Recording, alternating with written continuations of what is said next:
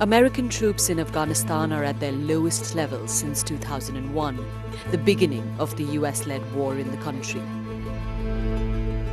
It's part of a deal signed between the Trump administration and the Taliban in February last year, according to which it's been agreed that all foreign forces will leave Afghanistan this spring. Peace talks are taking place between the Afghan government and the Taliban, but it's unclear if and when they might result in a resolution. All this comes against the backdrop of a significant surge in violence. Dozens of Afghans are being killed every day. The conflict has resulted in acute poverty and hunger. There are fears that once all international forces leave, the Taliban might be back in power in the country. I met Afghanistan's Vice President, Amrullah Saleh, and began by asking him if this was the right time for US troops to be leaving. We believe the mission is not accomplished, but if they decide to leave, we respect their decision. But you wouldn't be asking for them to stay? Not necessarily. We would ask them to respect their agreements with us. They have signed a strategic partnership agreement with us, and they have signed bilateral security agreement with us. Based on that, they have to give a notice to the Afghan government and work with the Afghan government on proper and disciplined exit.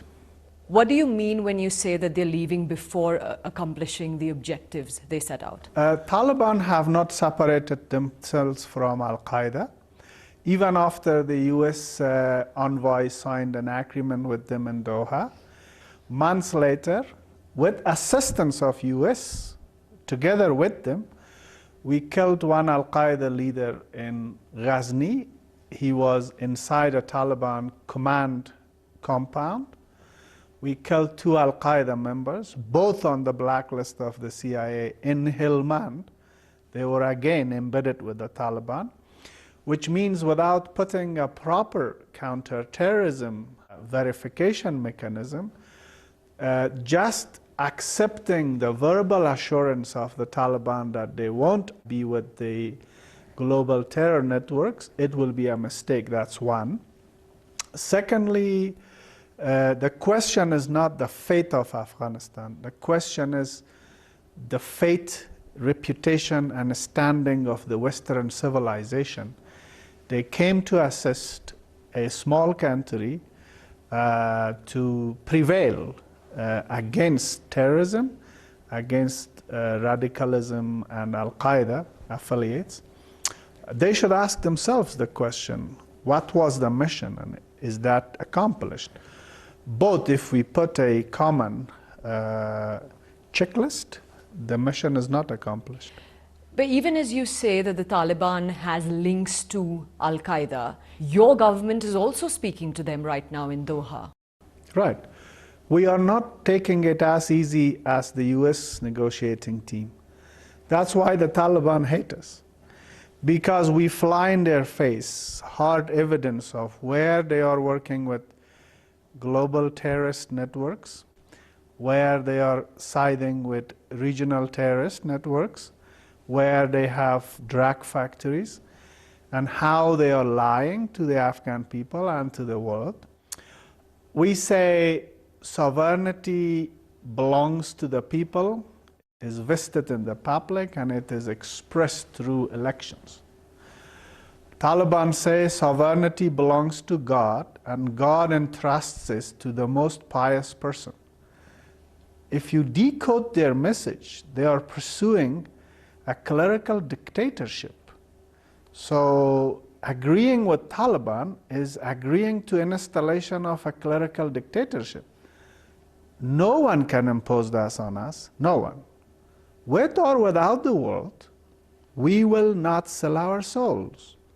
We will resist. But in Afghanistan, there has been a massive investment of the whole world. It's not just material investment, it's emotional investment, it's political investment, it's reputational investment. Why shall we sacrifice it to appease a terrorist group? Our aim to talk to the Taliban is to offer them a chance of becoming mainstream and leave violence.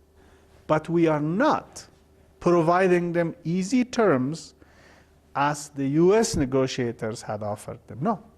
So you think the US has made a mistake by trusting the Taliban?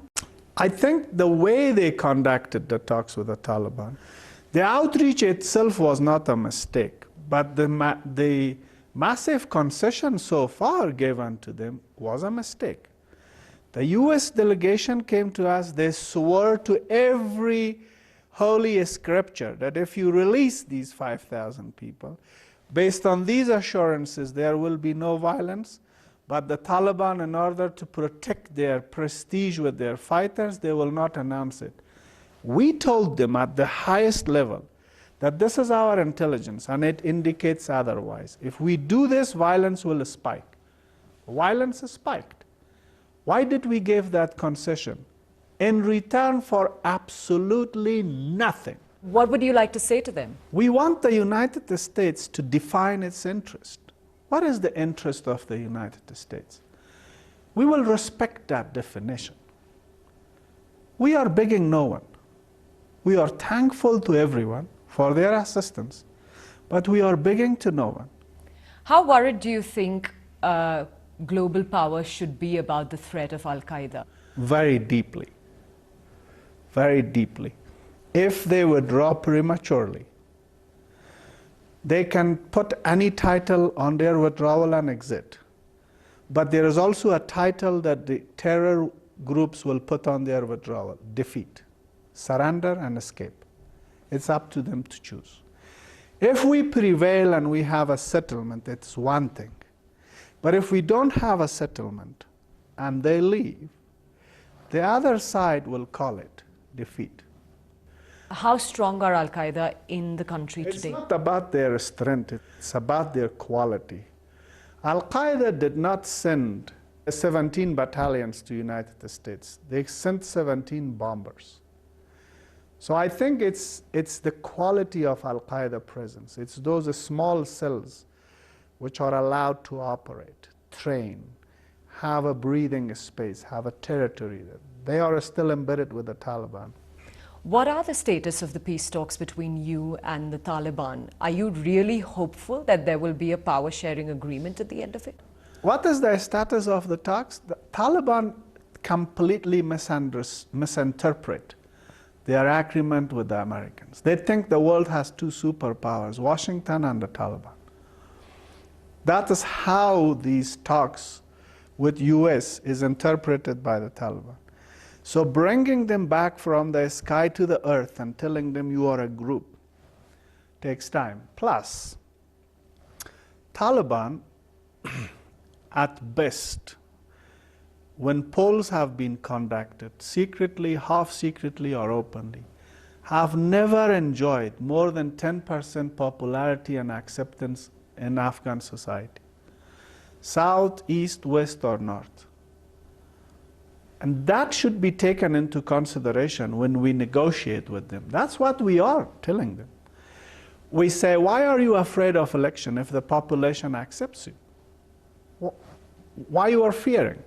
US President Joe Biden has, during his campaign, maintained that he would like to leave some US presence here. In his words, several thousand people, right. A counter-terrorism force. Right. The deal that the Trump administration made with the Taliban was that all US forces withdraw by spring this year. What would you like to see happen? My offer, my invitation, whatever you call it, from the US is they define their security interest and share it with us if they think sharing it with us, again, will serve their national interest and security interest. We are no one to tell them what their security interest is. CIA, as the most powerful intelligence agency in the whole world, they know Taliban are an Afghan brand of Al-Qaeda. I don't put this word in their mouth. If they make a crude deal with Al-Qaeda, that's their thinking. I can't stop it, but I am telling them as a friend and as an ally that trusting the Taliban without putting a verification mechanism is going to be a fatal mistake. So what kind of verification process do you think you will see from the talks that you're holding with the Taliban? Because you're also talking to them at a time when you're saying they're continuing violence. Right. But we are calling a spade a spade. We are not giving a nice fake title to the Taliban. We say you are terrorists, but you are a reality. We would like to find a solution through talks. If you were to reach some sort of agreement with them, do you expect foreign countries like, say, the UK to then treat the Taliban like any other normal political group in any other country? We have one golden line and one golden condition in our negotiations: elections.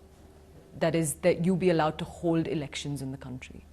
If Taliban win through elections, and if the Afghan people prefer some Taliban leader than myself, I will respect that decision.